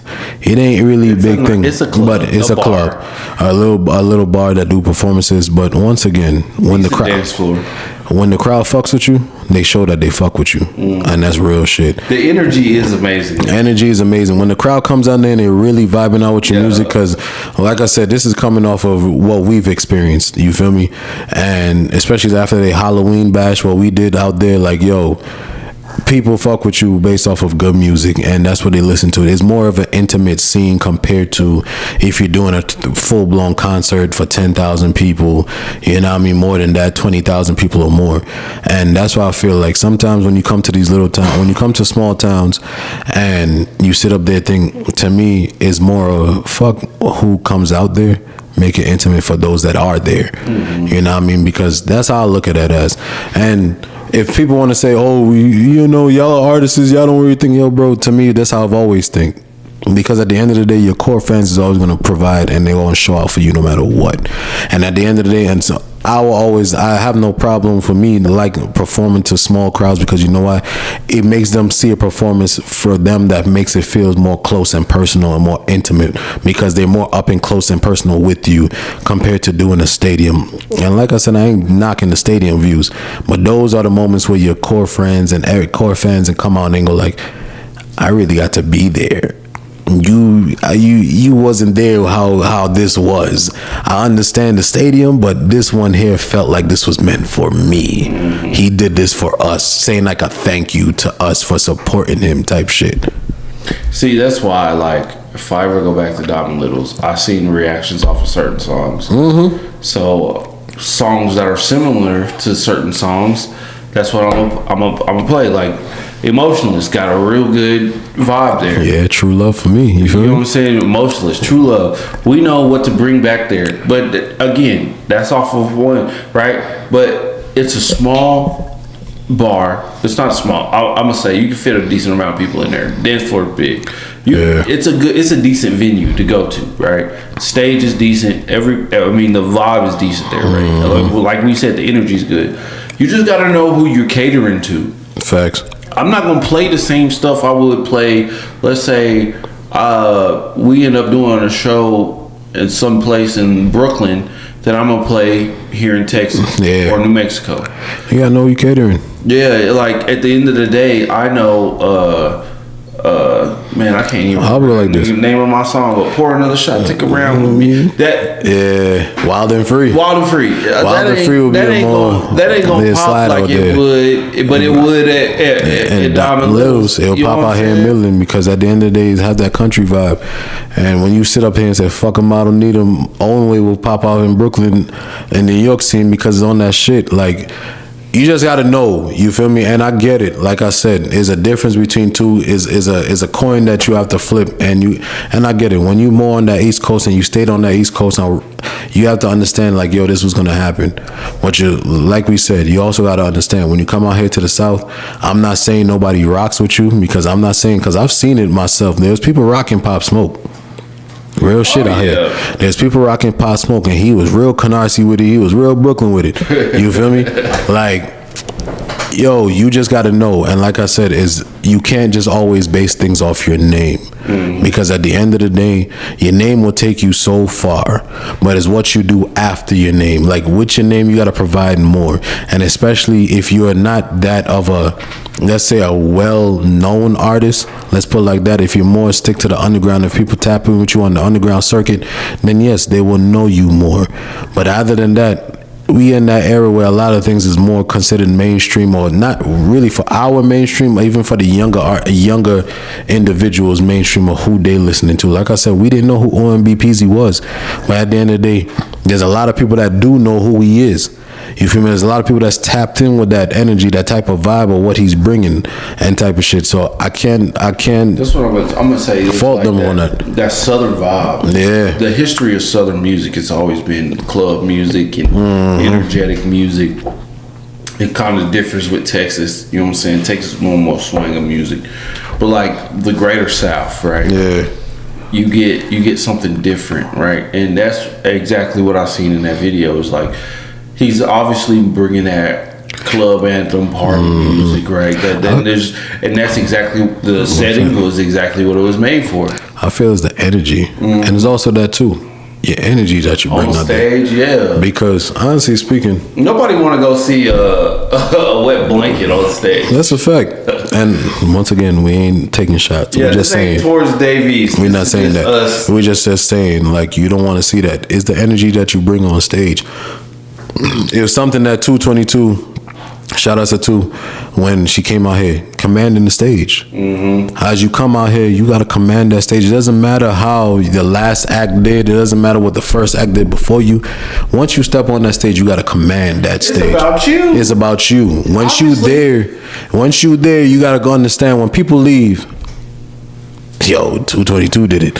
When they leave, Archie came out here and killed it. When they leave, Illmind Taz came out here and brought something different. It's the energy that you bring on stage that everybody gravitates to you. Go like, damn, like, yo, that performance was fire. Like, what the hell? Think about every time we've done a show, bro. And this ain't us putting stars on our chest. It's just the truth. We can get cocky with it. Now I don't give a fuck. We get cocky with it. You know what? I'm waiting to get cocky. Yeah. Because I can't wait to. We got plans. Anyway, it ain't about putting stars on our chest, but whenever we leave stage, people tapping us up, shaking our hands, people walking up to us.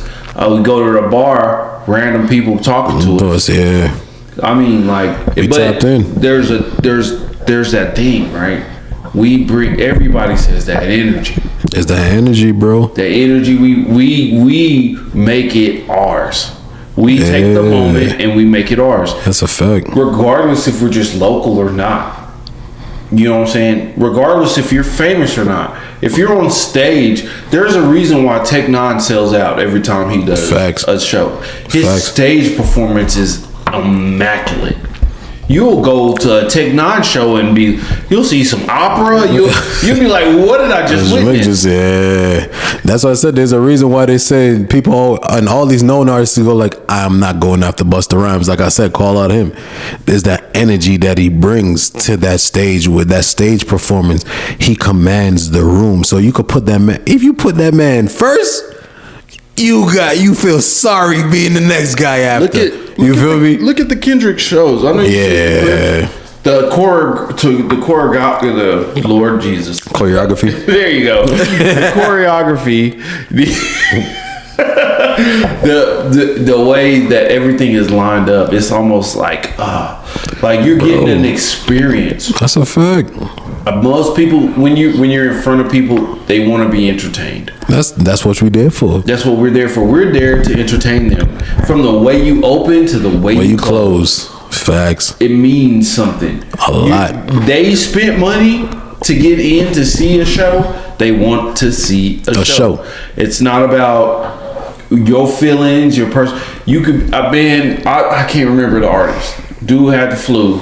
Still got up there, did whatever he had to do. And whatever. I feel like I heard this. I'm trying to remember the artist. I can't remember the artist right now. I want to say it's somebody big like Michael Jackson. But let's be honest. Any big major act, you could you don't know what they're going through. You just see them on stage and then you see and they coming through. Yeah. You know what I'm saying? You never know. I know there's a song with Tech Nine's and I'm bringing up Tech Nine, one of my favorites. But he has a song where he even states where he got the call that his mother died. Still went out, performed, you know what I'm saying, and did what he had to do. Yeah, you know what I'm saying. At the end of the day, these people are here for a reason. Are you going to give them a reason to stay? Are you going to give them a reason to look up your music? Or are you going to give them a reason to come back next time you're around? That's what it's about, and that's what it's about to me. Yeah, that's facts. Like I said, bro, it doesn't matter how big you get, no matter how small you are, in the sense of the artist realm. Put on a show, perform. You know what I mean? No matter how small the crowd is to how big the crowd is, perform. Make them feel like they're getting an experience that they will never experience again. Yeah. You feel me? And for me personally, like on the R&B tip, this is why I listen to Chris Brown, because there's a lot of things that come out with that where people go like, you go to one show and the next show is not the same as the last show because something is different. You feel me? There's reasons why people will sit down there and listen to Michael Jackson or why I have his name in my head and I can't think. Prince? No, y'all gonna fucking chastise me about this. He's there. Rival. He was supposed to be on Bad. Fuck, why am I'm still. Billy Ocean? No, what? No. Is King of Rock and he's King of Rock. He's King of Pop, King of Rock. Wow, he's supposed to be on Bad. Yo, I ain't gonna lie, I'm really having a brain fart. Is Michael Prince? Oh, you said Prince? Yeah. Why I keep hearing? Yeah, there you go. I said. Sorry, guys. I really tapped. Wow. Hey, you gotta get your chest caved in, bro. Don't do it. It's like I was hearing a whole different freaking name for some reason. But like Prince, there's a reason why. And you know what I mean. For me personally, I would say it. I never got to see none of them icons in concert. You feel me? I really never got to see none of these icons in concert. But just listening to the music, listening to how people gravitate to them, you feel me? It's a different experience. Mm-hmm. And at the end of the day, no matter when they put on this show, it's always been a different experience for everybody. And that's why I feel like as artists, that's what you have to give people, that experience that they will never forget. You feel me? Once they come there, they could go like, wow. Shit, yeah. This was a Michael show. Damn, I'm glad I paid whatever I paid for this show. Mm-hmm. You feel me? Same thing with Prince. I'm glad I went to see him perform, because you always get a different experience, and that's what we have to do as artists: give people that experience, give them that time. Even if it's 2 hours, even if it's an hour, even if it's 45 minutes, just give them that time where they feel like it's worth it. This 45 minutes, this hour, this 2 hours, 30 minutes, even 15 minutes, it's worth it that I really was here for this. Because for us, like I said, for that Diamond Littles concert, and shout out to Shorty that was really recording us, I feel that was an experience for her that really, as local artists as we are, you feel me, she probably had an experience where it's like, damn, I recorded these people, I don't know how far it is they're gonna go, but when we do make it there, because I'm always going to say when, she gonna always have that raw footage that's like, I was there when they was at Diamond Littles, when they was performing with the top hat, with the freaking, what's it called, on Halloween. Yo, she will remember that, you feel me? And that's why I always say, when you bring it, that energy to every show. Like I said, the last show we went, and the first word that came out of shout out to Luna's mouth is like, y'all did what I know what y'all was going to do. do what we do. Come on that stage and perform. You feel me? At the end of the day, that's what it is for. Give them that moment where you in there and people tap in and go like, damn, yeah, I was here for that. I saw a show. No matter if it's 15 minutes, they saw a show and they're happy for that show. You feel me? Yeah, man. And facts, man. 'Cause it's about entertaining, man. And it comes down to this. And these are my final thoughts on it all, man. Local artists to big artists, you always got to promote. Unless your name is just like Drake or Kendrick right now, right? You got to, unless your name is that, you're going to have to promote. Yeah. You're going to have to tap in with your fans. And you're going to have to build it. You want a movement, right? It's got to be it's got to be grassroots. So you want to go to a show in a place you ain't never been? Make sure the people that rock with you, make sure your fans are there. Make sure you ain't on stage looking like where everybody at, you know. And even if nobody show up, still give it the best show that you could give. Give that same show that you would give to 100 people, 1,000 people, 100,000 people. You know what I'm saying? Give them that same show, and I bet you things will be different for you. That's my final thoughts on that. I'm asking a question. It's random. I just thought about it as groups wise. Based off of this, and I want to hear what y'all would think too. Out of these three groups, because it just came randomly in my head. Out of these three groups, who you think will sell out? The Locks, Clips, or Griselda? Down here. Who you think? I would say Locks, because Jada and yeah, they are so known. Any hip hop fan down here, they hear that. Griselda would be close second. And the only reason why I say the Clips would be third is because the Clips ain't been a group since forever.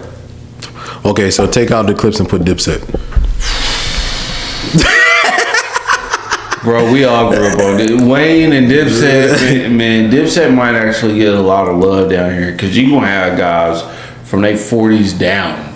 You know, where you going to lose them is them 20s. Because they didn't grow up with it. But boy, I'm talking about, you might have motherfuckers in their 50s step out just to see the Dipset. You know what I'm saying? Because it's a moment. You know what I'm saying? Same with the Loc. So I'm gonna do another one. Take out Griselda and put G Unit. Bro, G Unit is number one selling. Come on now. Who you gonna get? You gonna miss 50? Tony, Young Buck, and Banks? Yeah, you tripping. That's what I grew up on. Yeah. G Unit was the shiznit when I was coming up. You gonna have the building gonna be rocking. It's gonna shake off its foundation. You know what I'm saying? No matter where you put them, but they gonna sell out. One more. All right. The reason I'm asking this because it's out of the South, and I just want to know whatever the case may be. Now this the big one. I'm taking it off for Drink Champs or whatever the case may be. Two of the biggest groups. NWO. If we had to get NWO back together, and Wu-Tang. NWA and Wu-Tang. NWA. Sorry, NWA and Wu-Tang. Down here in the South? Mm-hmm. Who you think killing it? To be honest. And say, we're going to throw a little monkey wrench. They performing on the same night. Different venues. Same night. Mm-hmm. Let's say we're gonna do it. Why he do me like this? I know. You know what I mean? Got it. You know what I mean? Let's say the two biggest, let me see what's two biggest places. We'll say one performing at the stadium at what's that where they do the graduations bad at the stadium. Here in Millen? Yeah. The biggest stadium. Millen College? Over there where the Hounds play. That stadium. They do graduation and everything over there. Yeah. Over here, off of the loop. Yeah, on the side of the loop, over Grande there. Grande Stadium. Let's say let's say Wu-Tang's playing at the Grande Stadium, and of course one of the biggest venues here in Midland, the tailgate is the NWA. I would say move. You said NWA at the tailgate. At tailgate and I'd say Grande. move that to Horseshoe. Horseshoe? Yeah. Okay, whatever the biggest, whatever is. Yeah. Okay, let's say Horseshoe. All right. And they got the whole parking lot, whatever, set up Horseshoe. Who is selling? Who you think? Between the Wu-Tang, all the Wu-Tang, all 9 members. I ain't gonna lie to you. Shout out, rest in peace. I ain't gonna lie to you.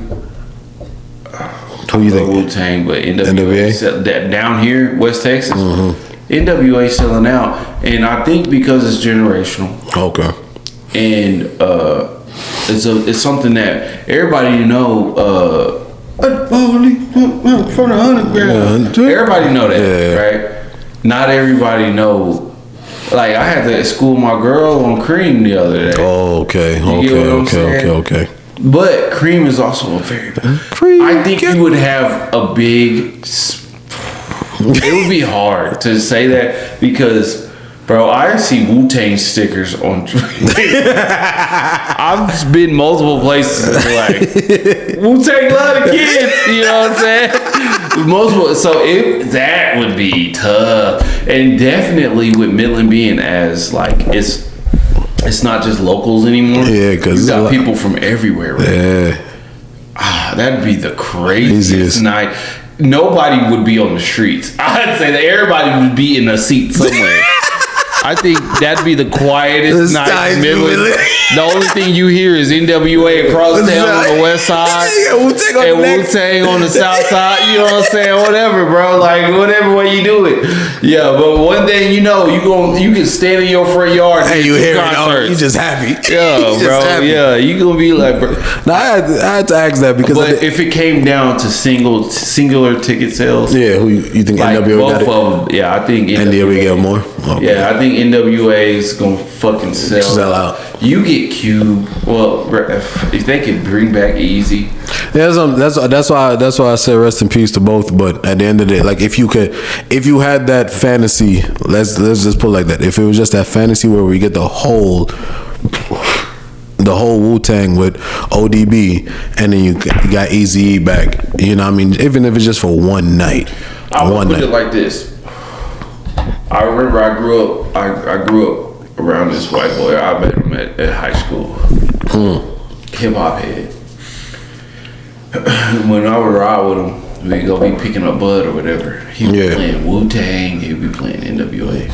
And I think it would boil down to that demographic of who's going where. Like it would boil down to the demographic of people of white descent. Where they going? Well, which one? Because Wu-Tang, I've never seen a group besides NWA that draws more white people to film. Wu-Tang is loved by everybody. Yeah, and so is NWA. That's a fact. That rawness, that realness. Yeah. The thing with NWA. And even Wu-Tang, that's what makes it hard because they're both generational. Yeah, Wu-Tang will pull out people from their 50s. Yeah, to be at their concert. Same thing with NWA though. NWA was there at the forefront of this thing. You know what I'm saying? Yeah. Definitely of West Coast music. Yeah. They were there in the fields making it's like I ain't gonna lie, the way I feel about it, you're gonna always feel you miss something no matter which concert you go to. Whatever you win. Because the way I'm looking at it, and the reason I asked this question is because it's based off of what we was talking about, but these are, like I said, namesakes. These are two groups, you know what I mean? The groups that I called and keep going, adding more and more. These are main groups that a lot of people just know, you know what I mean? But these two groups, I always, like how I'm looking at it, if you go to one concert, you're gonna feel you miss something at the other concert. I'll tell you this right now. And you're gonna my pops. You're gonna wish that you. I know he'd be at that NWA concert. He might be at the Wu-Tang, but I'm pretty sure he'd be at that NWA. I feel like that's what I said. I feel like you're gonna feel like you're missing something because if this was like a one night only and you had to choose and they both performing on the same night.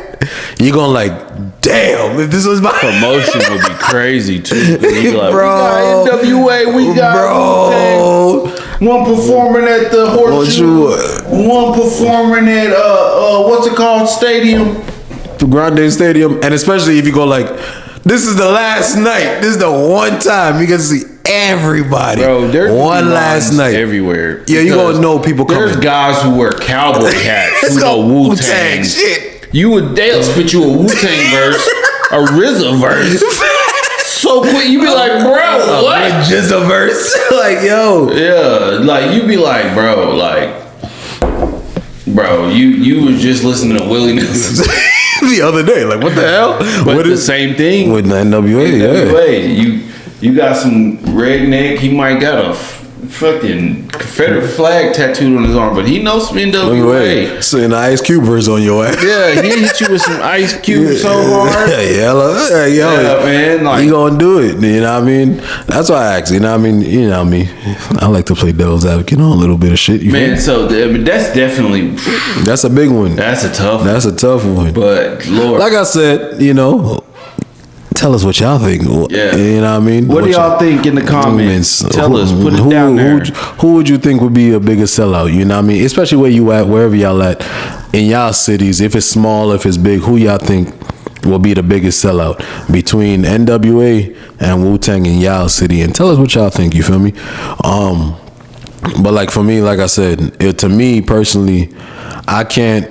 Not being from Milan, I'm biased on the Wu-Tang. That's why I pretty much I'm not gonna say emulate, but that's why I study a lot for me to be an artist. But at the end of the day, I'll always rep Wu-Tang. But I'm not gonna say nothing. I'm not gonna say nothing bad about NWA because they really did their thing, and you know what I mean, they are inspirational to a lot of the music that we have now. You feel me? Shout out to Cube.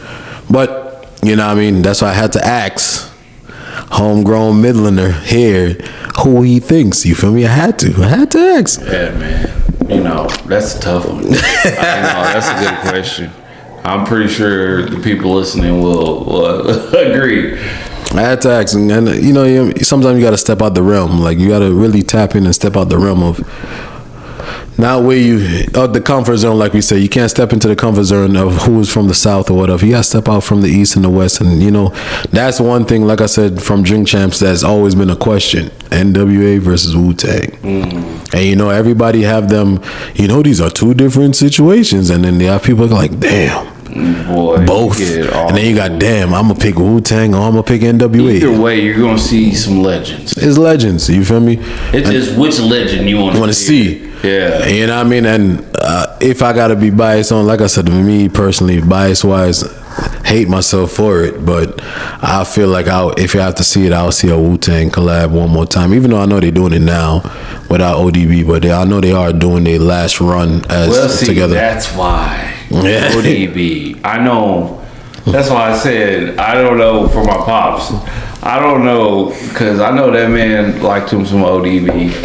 You see? Yeah, you know what I'm saying? You know what I mean? Was on some other shit. But you know, that's what I said for me. That's why I will always, you know, sometimes you rep home base. You know, you feel me?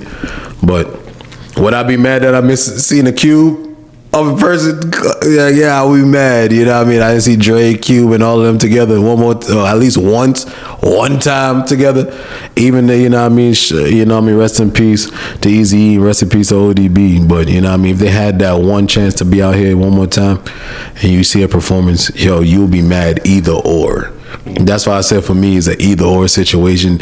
You feel like you missed something. If this is one time and the one time only you see all of them together as a stipulation, I feel like if you went to an NWA concert, you're going to be mad you missed the Wu-Tang. If you went to a Wu-Tang concert, you're going to be mad you missed NWA, especially if they're on the same night. Yeah. You'll be mad. Well, with that, I think we should close it, my brother. All right. You feel me? Well, like I said, shout out to everybody. Thank y'all for tuning in with us for another week. You feel me? This is episode 27. You know, when y'all still seeing posters, where's Uncle D? You already know what it is. So they coming because I'm definitely going to make them. You know what I mean? He's missing in action out here. He needs to come back to work and be on another episode. You feel me? But shout out to y'all lyricists. Like I said, subscribe, like, share with everybody that y'all love. And, you know, Peace out on this one. And look, man, go stream the music. A.R.C.H.I.E on all streaming platforms. Soon coming to Bandcamp. Ill-Minded Taz. You know what I mean? Go stream the music and go follow the pages. Before we tap out, I'm gonna let y'all know. Pay attention to what's coming next. We'll just give you a little insight.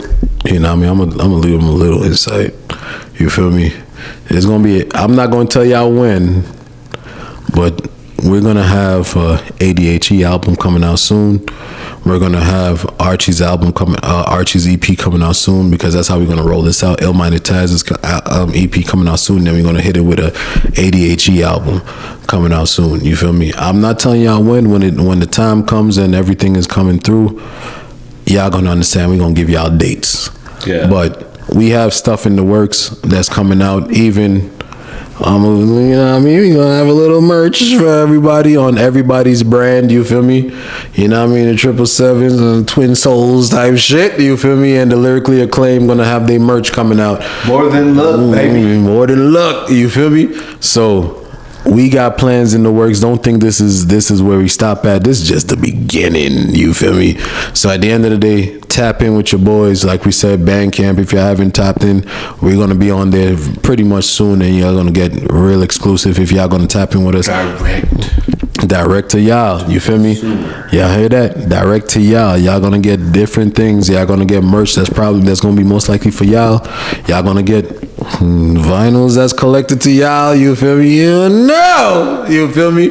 It could be posters, you don't know. But what I'm saying is this: tap in with your boys, and we gonna make sure y'all are right out here, you feel me? We trying to make y'all tap in with us, because you know why? Y'all gonna have something that's unique for y'all, you feel me? Baby. And that's what we doing out here, you feel me? For y'all, the lyricists out here, we might have a merch that said for y'all, lyricists, you feel me? You never know. So tap in with your boys. But like I said, this is Ill-Minded Taz. This is ARCHIE. Man, and we out of this. Peace out. Way I spit hits harder than an hour later. Y'all soon call me the new rap assassinator.